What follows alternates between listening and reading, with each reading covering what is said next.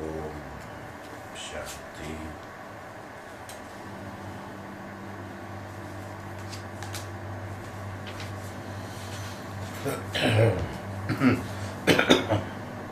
So we said about the identification of Brahman through the prana, vital force. So the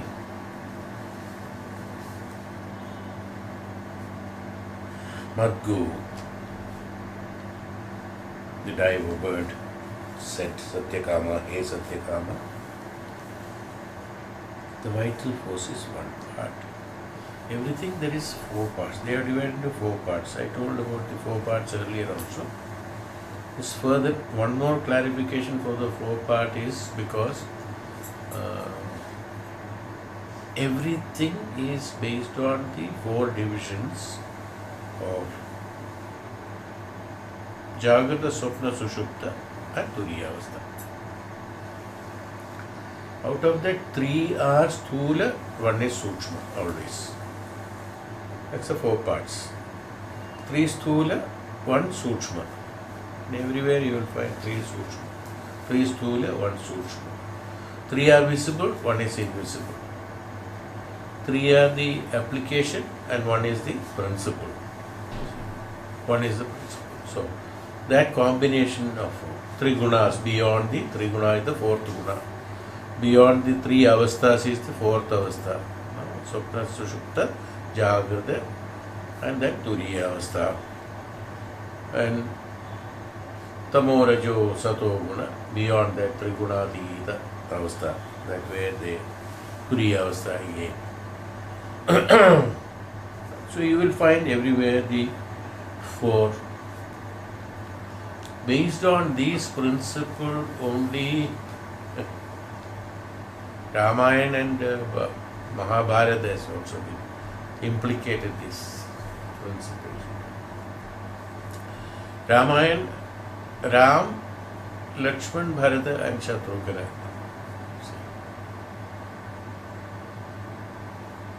Lakshmana, Bharata and Shatrughna are the Swapna, Sushupta, Jagrata avastha.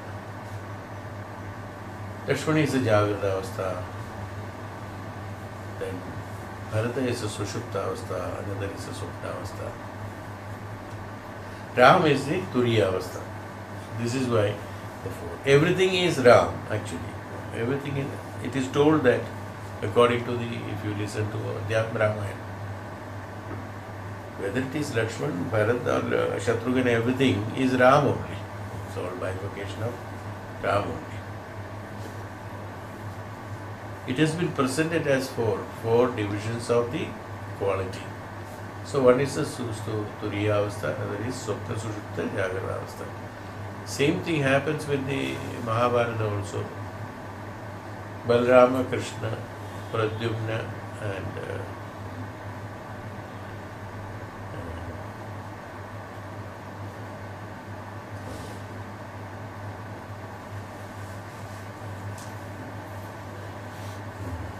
so four, there are also four.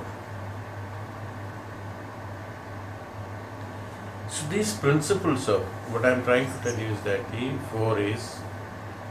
the four are those, three are the Sthula and one is the Sukshma avastha.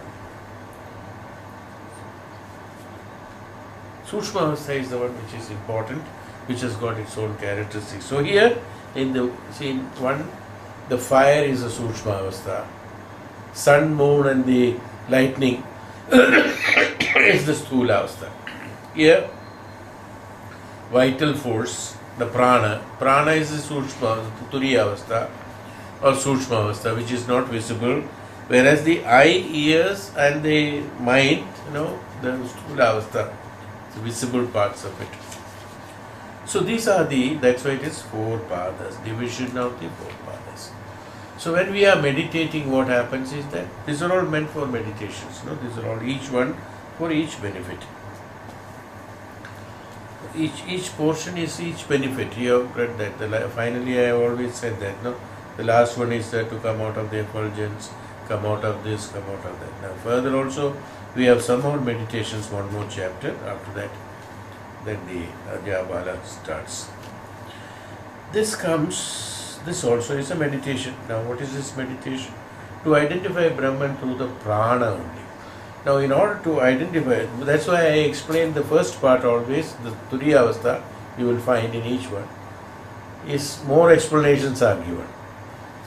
In the previous one, the fire and the light and the temperature and Agni was given more explanation. Then you will find that they are all the part of the sun, moon and the lightning.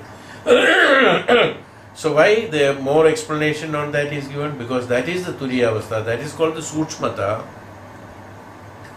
Sukshma Bhava is the true one.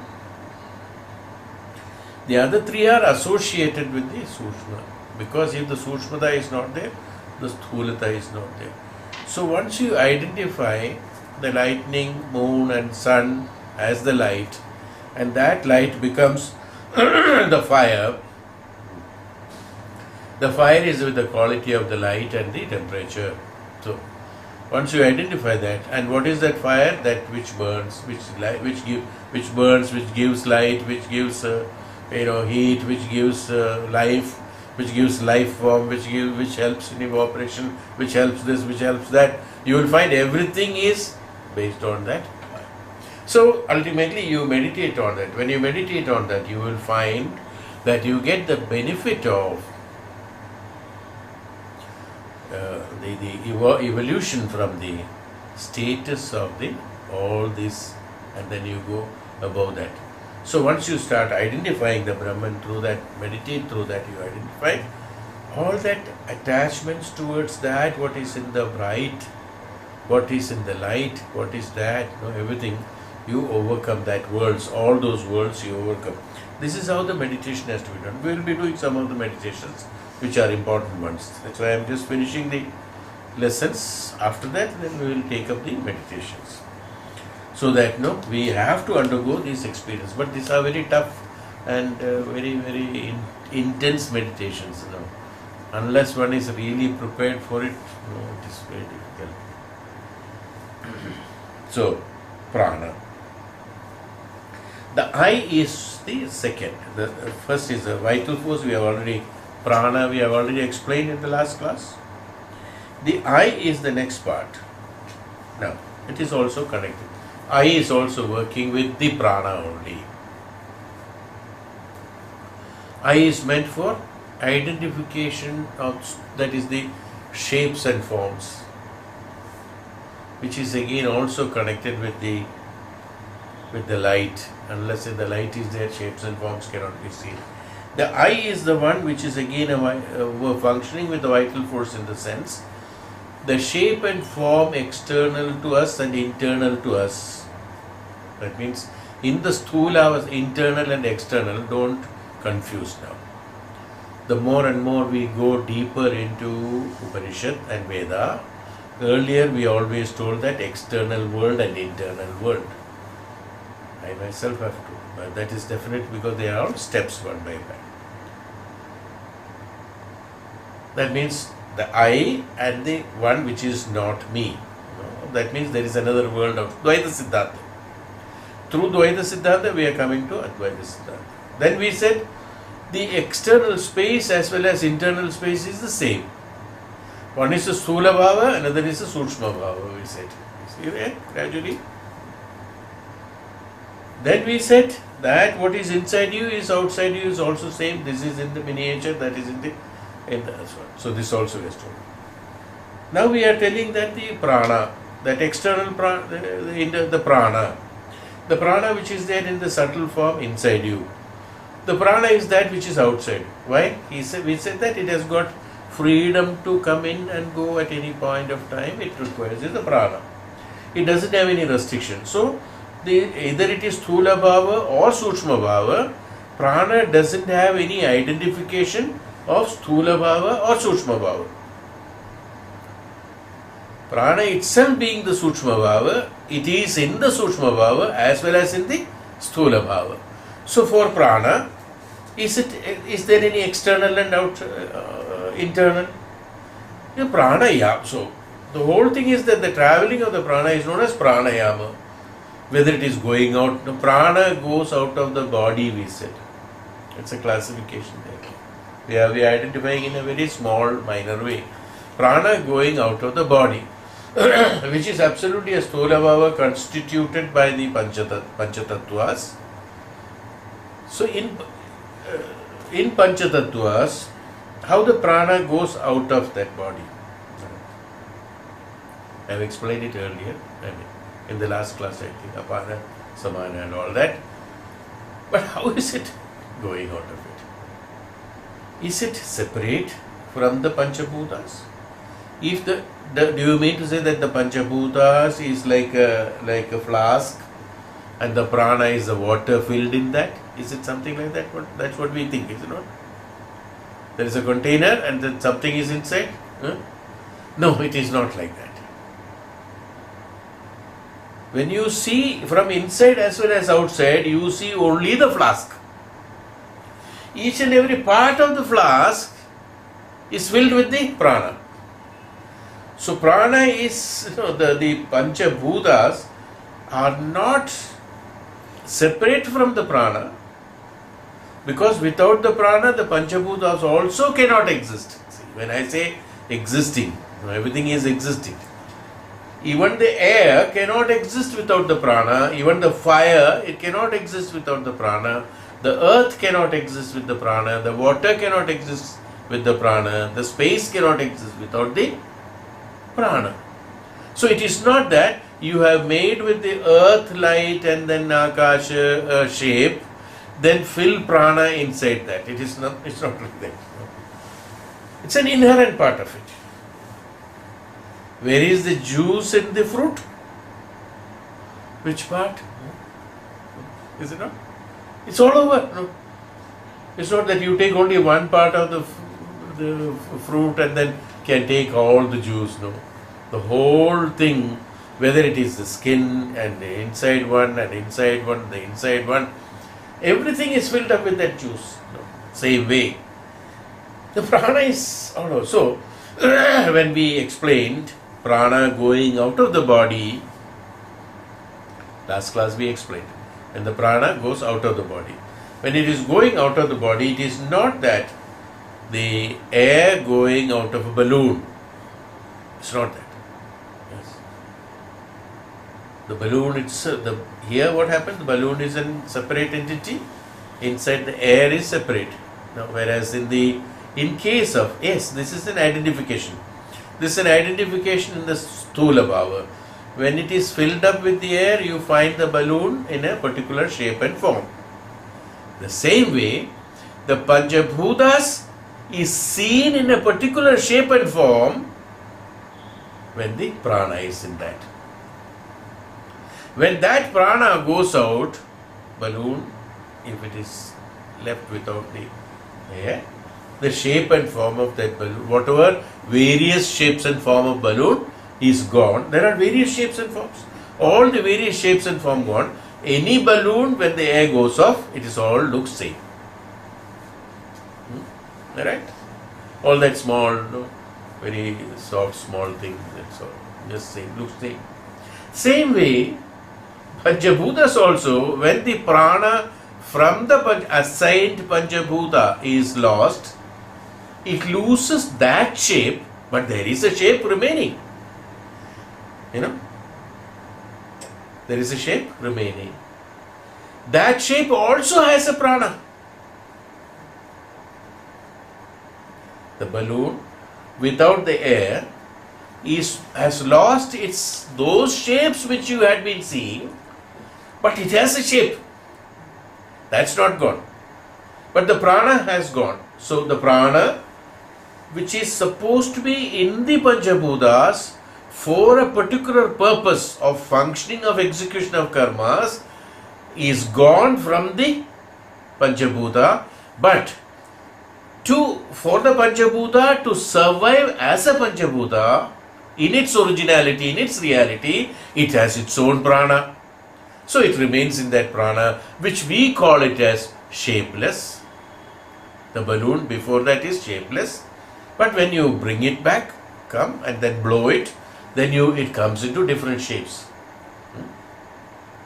Same way, the Panchabhutas, when it is not blown with the, let me put it as blown, okay, blown with the prana that is necessary for execution of particular karma, that particular shape cannot be created. When that particular purpose is finished over, that prana which is necessary for the purpose of execution of karma, having fulfilled the requirement, that prana leaves from the Panchabhuta, but Panchabhuta, as it is an inherent part of it, has a prana by its own, will remain as it is, which is, we call it as perishable, and then put it in the earth. Now what happened? Balloon has got a prana in that. Now you throw it in the earth. Okay. After some time, even that shape is also lost and become the earth. Has become the earth. Earth has got another prana. And that earth becomes sometimes fire, sometimes water, sometimes space, sometimes something. You got it now? Now where is the prana? Separate? There is not prana. In everything there is a prana. Only thing, depending upon the necessity of the prana required in the Panchabhuta. So, is the prana leaving the Panchabhutas? No. The prana is not leaving the Panchabhutas. Prana is leaving the particular assignment from the Panchabhutas, and the Panchabhutas takes its own different shape and form, where also there is prana. That prana is meant for, not for execution of karma as we have got in our sharira, but that is meant for some other purpose, for its own disintegration. A balloon, when it is put in, that prana that is there inside that is utilized for its own disintegration with the major prana which is called an earth, or which is a base matter, and it merges with that. Okay. Is it clear? Yes. A leaf which has got prana, when it falls down, has also a leaf. It dries off. After drying it off also, it has a shape and form. It has a prana in that, if it is a shape and form there. And that shape and form loses its shape and form into earth or stone or sand or air or water, whatever it is. It converts itself. How does it convert? It converts, we call it as a chemical reaction from the atmosphere, and then this, that, and all that. Disintegration we call it. If that disintegration has to take place, there has to be a prana in that. That prana is the one which is helping that to destroy. We call it as destruction. Actually, it is not destruction. That's why Bhagavan said in Bhagavad Gita, there is nothing called destruction. Everything is changes. That's all. Form and shape.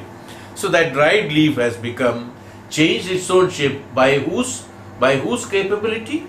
Not because of the capability of the earth. Not because of capability of someone else. It is because of the prana that is inherent in us.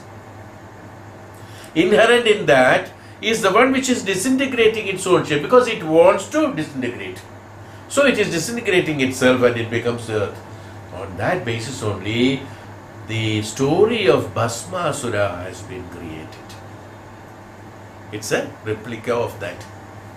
What is that replica? That Bhasmasura, that who is a negative force, who is an asura, when an energy was there put into the Panchabhutas, he had strength. That strength which is supposed to be utilized for a particular cause, when the cause has become different than that it has been designed, so that prana has to go out of the system. In order to make that prana to go out of the system, this prana gets energized for the purpose of, we call it as a self-destruction of the Bhasmasura, becoming Bhasma. The same thing, what happens? That it becomes, why? Because it is one which is not fulfilling the purpose that is necessary. So when that fulfilling of purpose is not fulfilled, that prana that is there in the Bhasmasura has to go off. When that prana is going off, the prana that is existence, that which is there in the existence, that prana remains. That one which is in the existence, that which is called as an existence, will remove the shape and form of the asura into the earth or water, or this is called. So, how do you lose your life? You transform yourself by using what? By your own prana. Who disintegrates? Your own prana. When your prana, that means that prana. So what is the shape and form of prana? There is no shape and form of prana. Is the prana, the body is containing the prana? Is the body patra of the prana? No. Each and every kana, each and every small particle of the body is with the prana. You got it?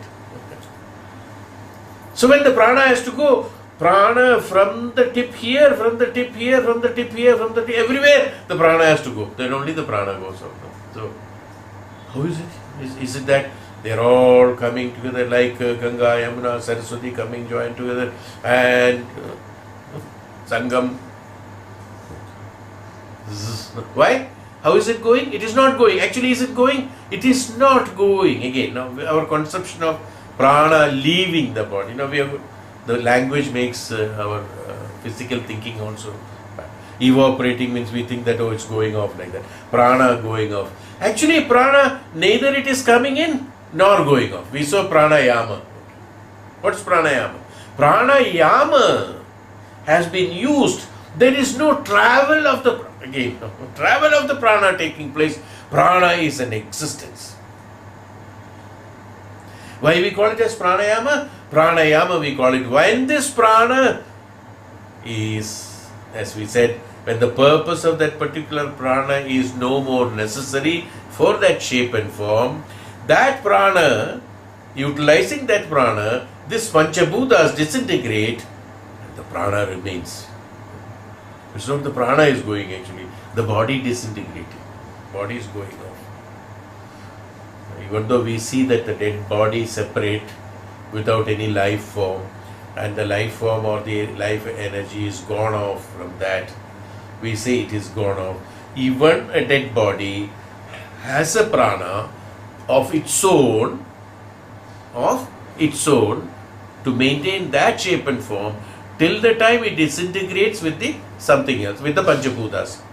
And that disintegration takes place, we call it as a chemical reaction from the atmospheric pressure and things like that. What we call is that, how does it happen? Is because of its own prana in that is the one which is destroying it. How? This its own prana has become, now, different shape I said, no? Its own prana, because there is prana, the purpose of the prana that meant for the sharira of the human body has lost its necessity there because its experiences are over. When its experiences are over, the intensity of the prana that is necessary for it is in the atmosphere, because it's not traveling, it's all there. So it is in the atmosphere. Now this has been not fed by that prana, intensity of the prana, so the body is dead. Now the body has got its own prana, we said, no? Then only it's disintegrating. How is it disintegrating? It's not evaporating, no? What happens? There are small bacteria and small insects, they form, is it not? Where the insects have come from, all that insects in the body is from your own prana. You know, they have changed the shape and form of your prana into insects, and those insects they eat the flesh and skin, we say eat. It's not eating actually. It's all the flesh and then the skin, everything has been changed its own shape and form because of the prana into the small bacteria. And those small bacteria, they die by themselves. It's because of their own prana and has become a different shape, which is called the earth or sand or this. See, where is the prana? That's the same prana. Again, when the body is formed, again further prana is activated. So the intensity of the prana, this is why it is known as pranayama. So this is also in a larger scale. When you look at it, this is called the yama of the prana. The same prana can come back again into another sharira or another body, we call it as another body or another shape and form, in order to activate it for helping to execute its own karma is one part. See, vital force. That's why it is known as vital force. Vital force. It is vital for creation. It is vital for, also we call it as destruction. It is not destruction again. There is nothing called creation and destruction. Everything is called change of form and shape. So is why it is vital force. It is vital, the force is vital for changes in the shape in the physical body. It's called everything is changeable. Why? Because prana yaama. The purpose is different. When the purpose is different, the existence creates its own law, its own rules and regulations, yama niyama, in its own law. Because of that law, the prana automatically it changes its directions for creating different forms and shapes. There is no explanation beyond that. Who is making the law different in the nature? Who is making the law different? Who is making the prana different? Who is making the forceful prana? That is now going beyond that. Is again is further explanations, but we will be keeping on explaining further, but there will be no end to it. Why? Because they are not explainable. They are not explainable. At one point of time, we will keep on explaining like this. Prana is there, it has become elephant, it has become human being, it has become the body, and the body disintegrates, it became small insects, which is known as worms, or which is eating the body away. We call it as eating the body away. Actually, it is not eating the body away. The body has changed its form and shape into that. That's all. It's not eating. No, it's a wrong concept, is it not? And when it is changed, and again, where are those gone? So there may be so many insects in the world. No, after all the bodies have died, where are they? After some time, and the same prana again has become into subtle. From subtle to subtle to subtle to subtle to subtle to subtle, the subtle form of the prana, which is known as vital force. Ultimately, the prana, which is the sthula, from the eyes, ears, and the mana, and the sharira, and this X to X, Y, Z, all that sthula, goes into the sukshma bhava of the prana, where here it is visible in some form or the other. We can at least assume that the prana is there in that physical body or things like that. Whereas when it is nothing is existing, we are unable to see that prana, but the prana is there. Where is it? In the subtle form, turiya avastha. Is why sthula bhava and sukshma bhava. The same prana is there in the subtle form in the sukshma bhava. Yes, it is containing. Like the seed germinates and becomes a big tree, and the big tree is destroying by itself, and even the seed sometimes gets destroyed by itself or germinates by itself. They are all because of the prana only.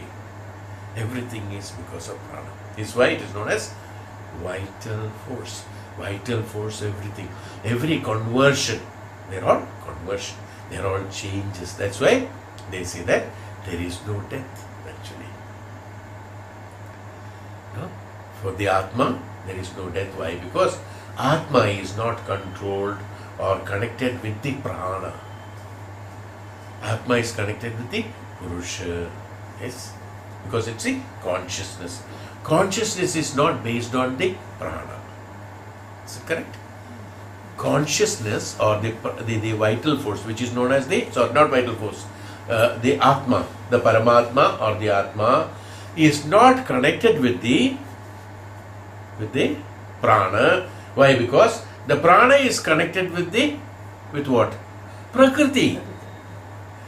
Purusha is different, Prakriti is different.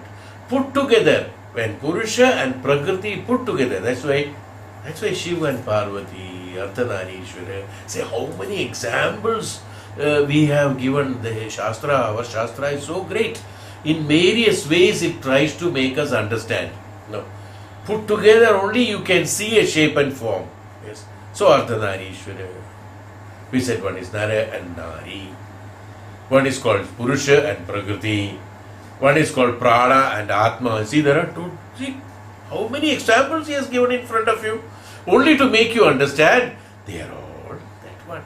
The Prana is not the Atma. Atma is not dependent on the Prana, but the Prana is dependent on the Atma. So what happens? Atma doesn't disintegrate or change its form and shape. Why? Because it is not functioning with Prana, one reason. Second, Atma doesn't have a shape and form. First of all, to change a shape and form, there has to be a shape and form. Atma doesn't have a shape and form. Why it doesn't have a shape and form? Question. Why doesn't it have a shape and form? Why? Because it is not Prakriti, it doesn't contain Prana. In order to contain Prana, there has to be a shape and form. Because the Prana makes the form function. Whereas the Atma need not to function. This little bit higher philosophy in the Vedanta. So that's why I am not explaining those things. We can do everything.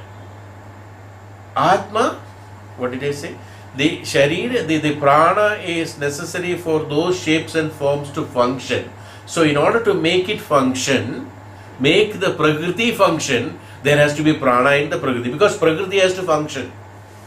Prakriti is meant for functioning. That's why the projection has been given. So for the Prakriti to function, there has to be Prana. Prakriti means everything what I have taught. For the Prakriti to function, there has to be Prana. So that Prana is the energy that makes a Sthula Prakriti into a Sukshma Prakriti as well as a Sthula Prakriti. The changes of Sthula and Sukshma is made by the Prana. Why? Because the Prana is Sukshma. The Prana is a mediator space, Antariksha, between the Purusha and the Prakriti. As we have got Antariksha between Akasha and Prithvi, which is nothing, but that is necessary. Same way, the Prana is the Antariksha between the Purusha and the Prakriti, which is nothing, but it is necessary for the Prakriti to function so that it becomes connected with the Akasha. Same way, the Antariksha is necessary for the earth to function so that it can become the Akasha at one point of time. Yes. Same way, Purusha and Prakriti in between is the Prana. So it's a projection from the Prana, Purusha, to the Prakriti. So it is the Prana is connected with the Prakriti as well as the Purusha. Prakriti, the Prana being the energy projected to the Prakriti, it also becomes a part of Prakriti. When the light is projected from the sun, when it comes inside the house, here also there is light. There also there is light. In another house also there is light. Is it not? Is the light belonging to the house? Yes. In my house there is light. What we say? We have light in the veranda in the evening because it is west. We have light in the veranda in the morning because it is in the east. Okay. So we say that, no? You have light. What is here? That is your light. I have light. Means it is your light. Another person says, I too have light. Another person says, I too have. So everybody has got light. What happened? Prana. Okay, let me say like that. Is it okay? So Prakriti. Now, the one who is flying about 30,000 feet ahead also, there is also light. Surya says, I have also light. Who has light? Everyone has light. Whose light is it? Nobody's. From where it is projected? Projected from the sun, through the sun. Who is projecting it? Well, going off. Okay, like that. Purusha or the Atma or the Paramatma projecting the Prana to the Prakriti in order to make the function of the Sthula Bhava of the Prakriti into the functional activities or the functional shape and form of the Purusha, the Prana is necessary. Even though the Prakriti looks to be separate from the Purusha. Even though it is a projection from the Purusha, it is not Purusha. But in order to have the connection with the Purusha, without Purusha being there, the prakriti cannot function as a prakriti. Water cannot be water, fire cannot be fire. Without that Sukshma Bhava of the Swabhava of those, that Swabhava is the Purusha. The fire burns because of the Swabhava of the fire. Water is water because of the Swabhava of that. That Swabhava is called the Prana, which is connected with the Purusha. So the Purusha is there in each and every prakriti. But prakriti is not Purusha, connected with this one. So Antariksha is that. Antariksha is the one which is known as the Prana here. So when the Prana is there, Prana is meant for what? This function. Fire is having a Swabhava, which is called the Prana again. It burns. Another is cools. Another is earth, bears. Another is sky. So various functions are happening with the same Prana, with the same projection from the same light or same energy. But they are not this or that, but it is projected. Then the prakriti to function. Why this is projected? Why the Purusha is projecting the Prana towards this? Let me put it that way. Is because the prakriti to function. The prakriti has to function. Why? Because prakriti is meant for functioning for ages, and ultimately at a point of time it has to be a part of Purusha.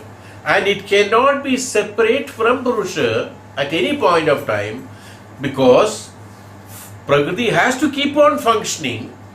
For Prakriti to keep on functioning, it has to be connected, constantly connected and completely dependent on the Purusha.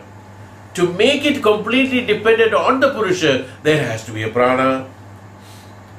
So Atma, so Purusha is not the Prakriti.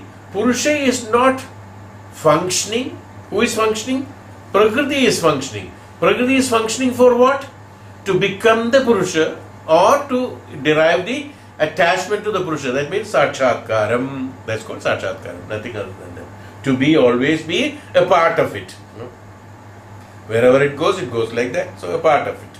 So to be with that, there has to be a connection. That's called Prana. Is why Atma is not functioning because of the Prana. Atma is not functioning because of the Prana, but Atma is necessary for the function of the Sharira or any bodies. Atma is necessary because from the Atma only this Prana is projected. But Atma doesn't require, Atma doesn't have a shape and form, and Atma doesn't function. We call it as Atma doesn't have a particular karma to execute. We say Atma is a witness. Why? The principle of Shastra says that Atma is a witness. It doesn't function. It doesn't take any judgment. It doesn't say that is right, this is wrong. But it is all witnessing. Why it is witnessing? It is not functioning. Because, why it is not functioning? Because Atma doesn't need to function. You understand? Atma doesn't need to function. Therefore, there is no Prana in the Atma, because finally Atma is Prana. Why Atma is not functioning with Prana? Atma is Prana because Purusha is the Prana and Prakriti. So should Purusha function for the purpose of Prakriti? No. Prakriti has to function for the purpose of Purusha. Same way, the experiences of the organs and the Sharira and Mana and the emotions and other things have to function. Function for what?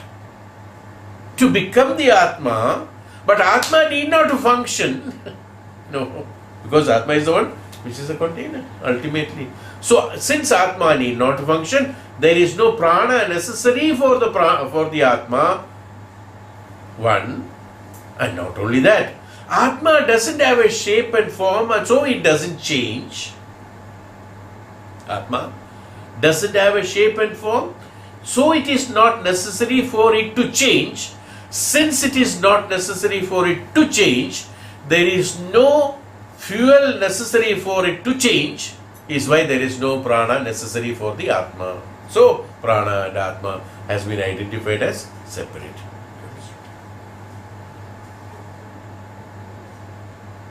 Does petrol require petrol to flow? Something like that. Whereas a car requires a petrol to flow. So Atma, you got it, something like that. You got the Atma difference? What is the difference between Atma and Prana? So Atma and different, Prana is different. Atma need not to function. No? Prana has to function. Prana has a responsibility. Prana has a job. Prana has a karma. Prana has to be there in each and every ingredient of the prakriti. As I told you. Each and every grain of the sand also has prana. So which doesn't? That's why we said sometime, you remember when I used to teach Reiki also, I used to tell that. No? There is prana in everything, in the rock. There is nothing called lifeless. Rock also has got prana. That's why it is rock. Why rock is not sand? Why sand is sand, mud is mud. Even the wood has got, live wood also has got prana. When the live wood is cut and made into furniture also has prana, but it is like that body has prana and the insects after the death of the body also has prana, same way. It also has prana. Where there is no prana? Everywhere there is prana. This is why when I used, many people could not understand because it's such an elaborate subject to make them understand is difficult. So we only said that the intensity and the density of the life force in the life form and the matter is different. That's why we call it as mind and matter. What is the difference between mind and matter? Nothing. Only thing, the prana, intake the prana, there the function of the prana in the mind is totally different. In the matter, the function is totally different. There also there is a function, but that function is totally different. Here it is different. Here the activity in the Stula Bhava can be seen. You are moving hand and legs. The rock doesn't move its hand and legs.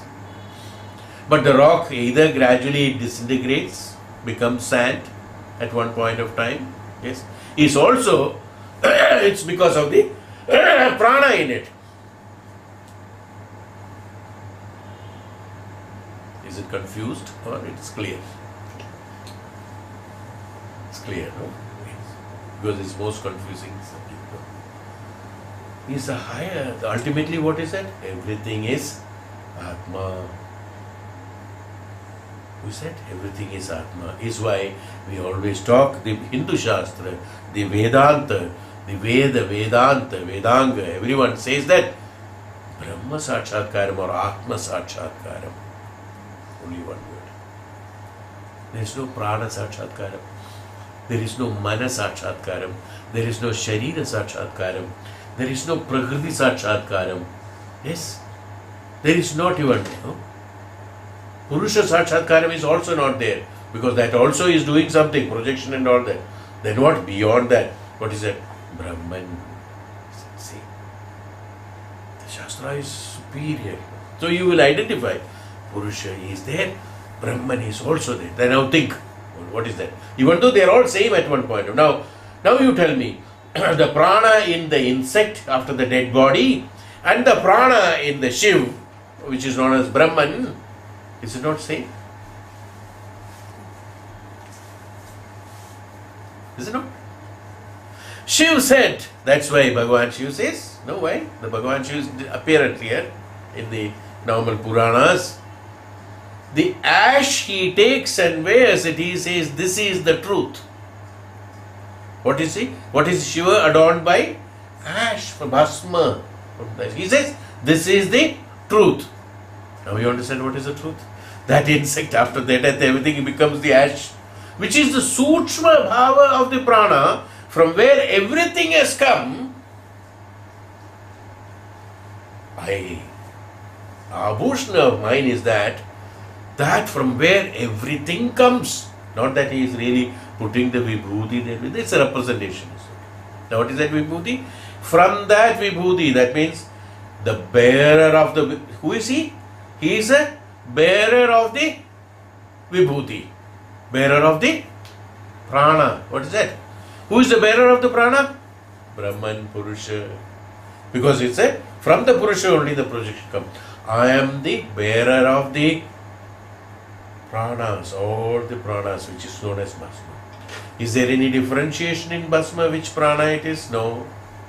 So it's a sukshma bhava of the absolute prana, the total prakriti, the totality of the prakriti is that. So I adorn by the totality of the prakriti, that projection, what you are seeing in me is prakriti, is seeing me is that through the prana, that is from me. So let me put it that way, I the Purusha, projecting the prana, through the prana, I project the prakriti.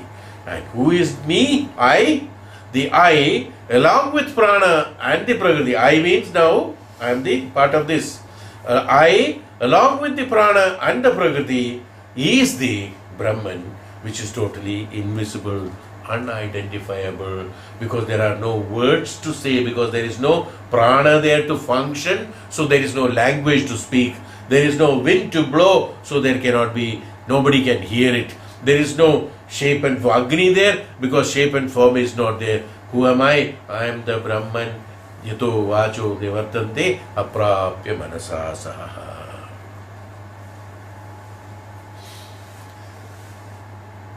I cannot be seen.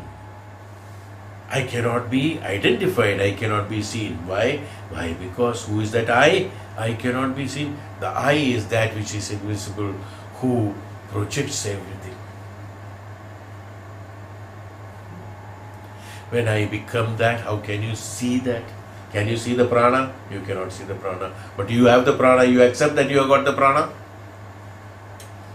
Everybody says, I have a prana, that's why I am surviving. Can you see the prana? You cannot see the prana. Why can't you see? Same way, Brahman is there, Brahman cannot be seen. Why? That is the vital force. That is what everything. He is the vital force. So, eyes are to see that shape and form of the prana, that function. In order to function the prana, that's why he said everything is functioning with the vital force. Every function is vital force. So don't depend upon the shape and form that you are seeing. So the eyes, the four padas, out of the four padas, what is the prana is one pada. The eyes, that which is seeing. What is eyes? Eyes are not, it's an organ. Externally seen by you, it's an organ. But what is the function of that? Seeing. Can you see the function of seeing? You cannot see, no? Who is doing the function of the seeing? Is done by the prana or by the jnanam, which is not jnana. Everything is, again, what we call it as prana is again jnana. What we call it as temperature is jnana. What we call it as fire is jnana. Everything is jnana. The prana, we say that the prana is also at one point of time, it is jnanam. Why? Because it is the jnanam that is, it is not intention. Why? If it is a prana or if it is a temperature or if it is a light, it has to be intentionally projected.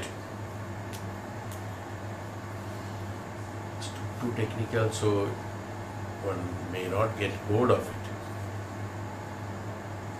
If it is to be projected,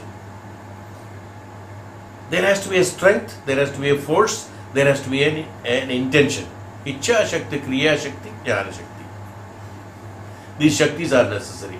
But whereas Jnanam is not projected. That's why I said everything is Jnanam. What is Jnanam? When the Jnani is sitting and meditating, the Jnanam is automatically spread. One is spread, one is projected. Spreading is just by its own. No effort is required. What we call it as an effort. No effort is required. No intention, no Ichha Shakti is required. No Kriya Shakti. No Jnana Shakti is required. Jnanam is also not required for projecting Jnanam. Is it necessary? No. If you are using Jnanam to project Jnanam, what is it? Now I am reading and explaining. He is using Jnanam to project Jnanam. Okay?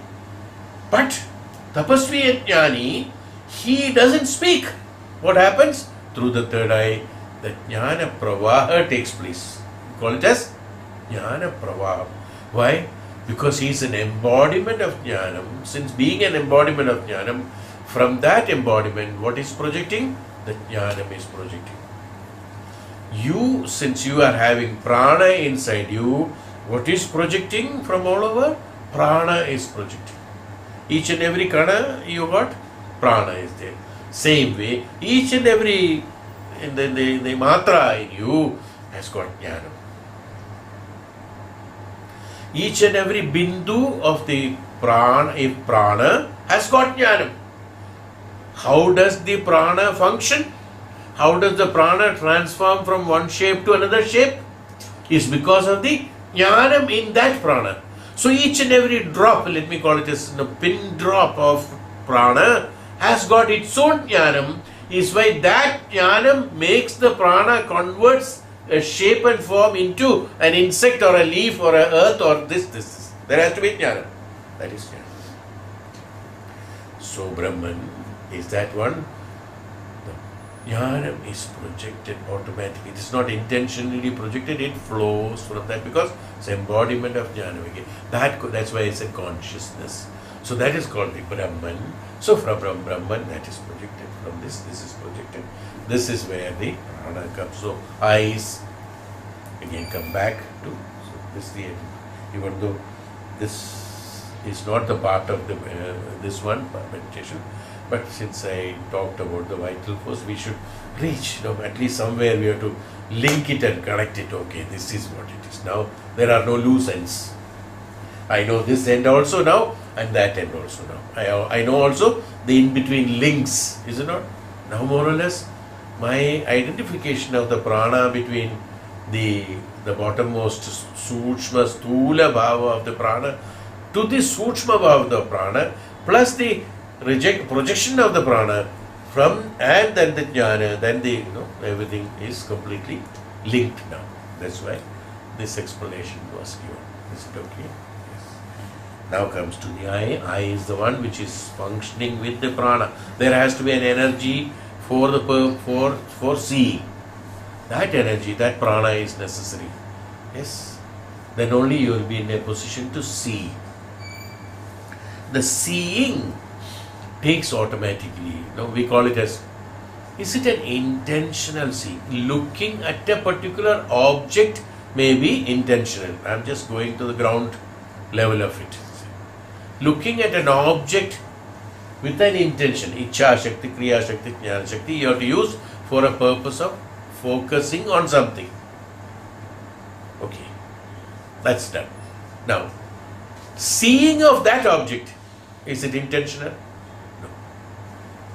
The seeing, that is, to see is an Ichha Shakti and a Kriya Shakti.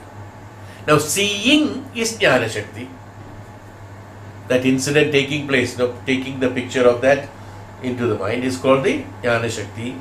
So seeing is beyond your control, which is not used by you, but there is a Jnana Shakti in you which is making it done. After making it done, after Jnana Shakti is done, so I told you three padas are Ichha Shakti, Kriya Shakti, Jnana Shakti. Beyond that is the one which you have understood, which is the Sukshma Bhava of it. What you understood, what I understood, totally different. That is based on the Turiya Avastha in you, which is called the Sukshma Bhava of you. The others are Sthula Bhava, which I told you 4 padas. Here also, seeing is divided into 4 padas. Everything can be further divided into 4 padas.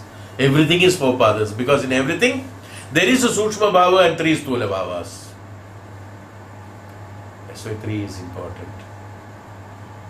3 Sthula Bhavas, 1 Sukshma Bhava in each and every. In an object, 1 Sukshma Bhava, 3 Sthula Bhavas are there. In the eye, 1 Sukshma Bhava, 3 Sthula Bhavas are there. Seeing, there is 3 Sukshma Bhavas, Sthula Bhavas, 1 Sukshma Bhava is there. No, like that. Everything is divided into 4. Is the reason why it is known as 4 padas. So seeing is, up to that seeing is maybe due to Ichha Shakti, Kriya Shakti, Jnana Shakti, depending upon the karma, the prana necessary for you to function is creating that Ichha Shakti, Kriya Shakti, Jnana Shakti because of the experiences that you have accumulated. I told you the process, how it functions. Because of the karma. Why are you seeing that? Because of your karma. How do you understand that? Based on the experience that you have got. Now, seeing is because, see, please understand very carefully, these things, they are all little. Seeing is because of the karma. I am seeing it because of the karma. But my seeing and the registering of that and understanding of that is based on the karma phala and the modifications I have done to that. If I have not educated myself into the Vedanta, let me put it that way, or Upanishadically, or tried to improve upon my own quality in order to have the purification and processing, my experience which is available in my Jnana Shakti, Ichha Shakti, Kriya Shakti, Jnana Shakti. In my Jnana Shakti will be containing only those experiences what I already had. As I earlier told you that we are using the past for healing the present. So I am using that past for understanding the object which I am seeing in the present. Now, having known that why I did take my birth in this Janma, so the prana that is inside me, the Jnana Shakti, one is this prana, they are all pranas, Kriya, Ichha Shakti, Kriya Shakti, Jnana Shakti. Ichha Shakti and Kriya Shakti automatically happens because of the karma has to be executed, has to be fulfilled. Now out of that, through the Jnana Shakti what happens? I can create modifications. If I create modifications in my Jnana Shakti, even though my past experience karma phala is there, I will not utilize it, I will use it only for the guideline. Having learned the Jnana Shakti in this Janma, let me call it as just this Janma, in this time when I am seeing, now what is the Janma? I am seeing. So, in this Janma, that means I am seeing with the new experience which I have cultivated, developed now in the sense, whatever it is, now, so my seeing will be based on that Jnana Shakti. So my perception of the idea, the picturization of the perception of the object, the meaning of the object, purpose of the object, Jnanam of the object will be based on the Jnana Shakti that I have acquired. If that Jnana Shakti with the purification and dedication and devotion, if I have created, then my Jnana Shakti, the perception will be absolutely purified and will have an understanding of with purity and dedication and devotion, will not leave a trace of karma phala, even though there will be a karma phala in the sense, karma phala, an experience which has to be further repeated again, will not be there. So I will not have to repeat that karma again, so that Ichha Shakti will be lost. Let me put it that way. Ichha Shakti to see that object again is lost. Why? Because I have completed it by creating my Jnana Shakti, new Jnana Shakti. Had I not created a new Jnana Shakti, I will be having new Jnana Shakti. What happens? When I am seeing, I will perceive that object, idea of the object with the previous experience. Yes, with the previous experience, which is the knowledge of me, which is the Jnana Shakti, which was the cause for me to see that object again now, because I had already seen once, which is the cause of me seeing the object now, will be repeated by the same experience, is it not? The same experience remains. I am using the same Jnana Shakti, will make me repeat seeing that object again and again and again and again is called the karma phala, which is unfulfilled. But having created a new Jnana Shakti in me through the meditation and through the Jnanam that I acquire from the Guru and the knowledge which is absorbed and perceived, I perceive that object through that Jnanam, even though seeing is done, and Ichha Shakti and Kriya Shakti is the same because I have to do it, there is no way, but Jnana Shakti will be different. Through that Jnana Shakti, when I start looking at it, we say, no, we look at the world with different eyes. Simple language. So you start looking at the world with different eyes means what? With different Jnanam.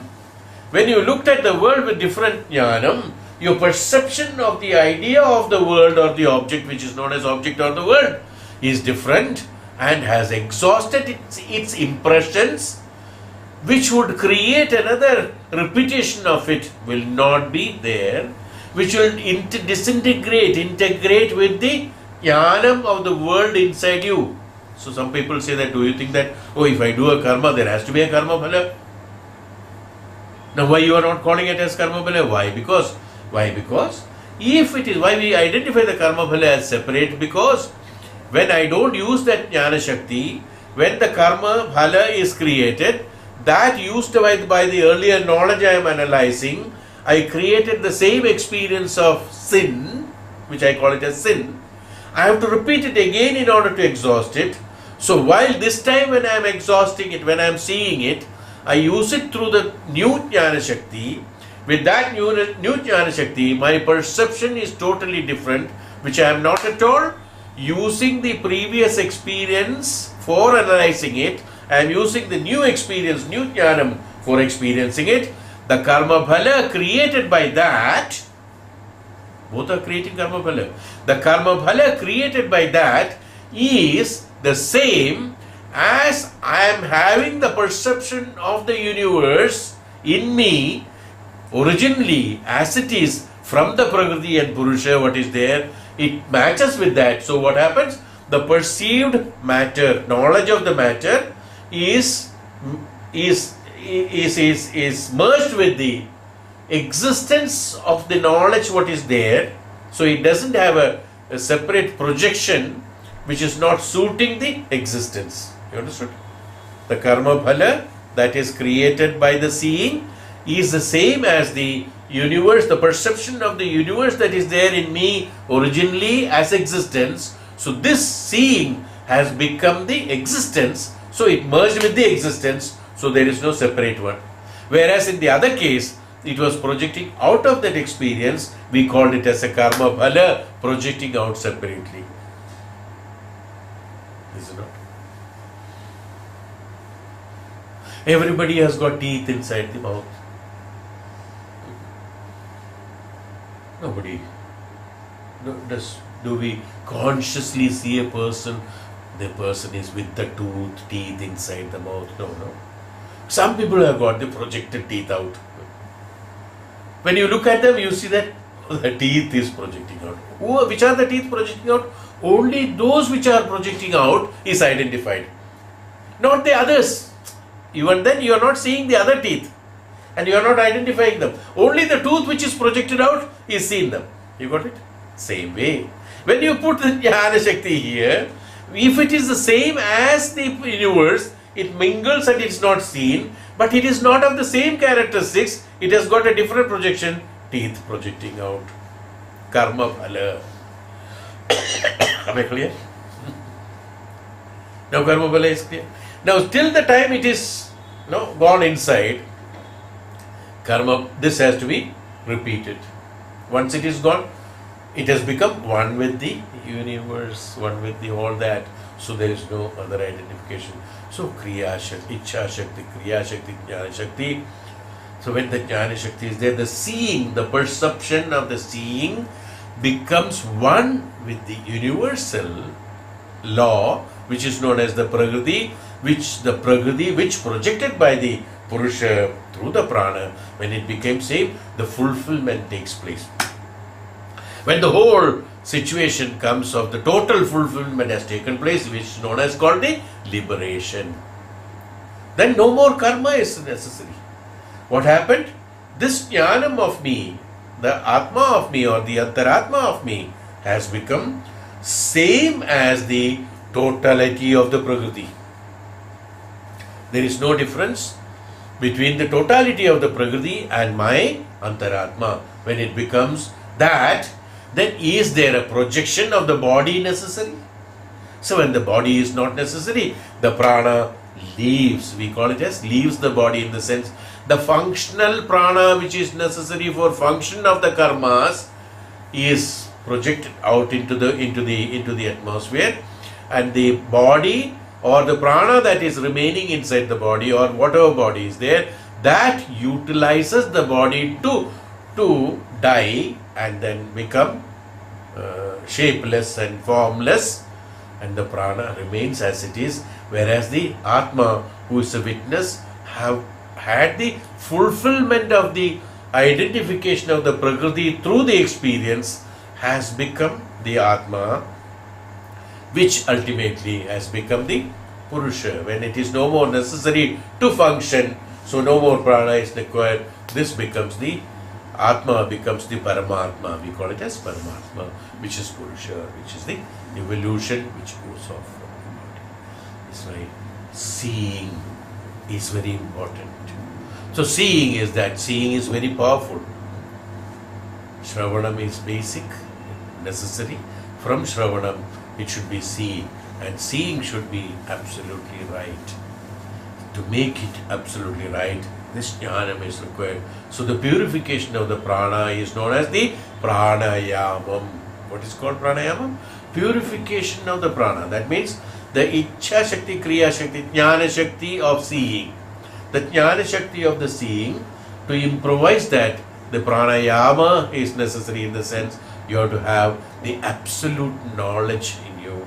So the prana that is projecting from the eyes to see, and the prana that is perceiving it through the object, and the prana that is taking to the information to the mana, and the prana that is analyzing, everything has to be purified. Purified in the sense, it has to be same as the prana which is existing, is called purification. That's why we call it as renunciation, surrender, or purification, and things like that. Various words are used.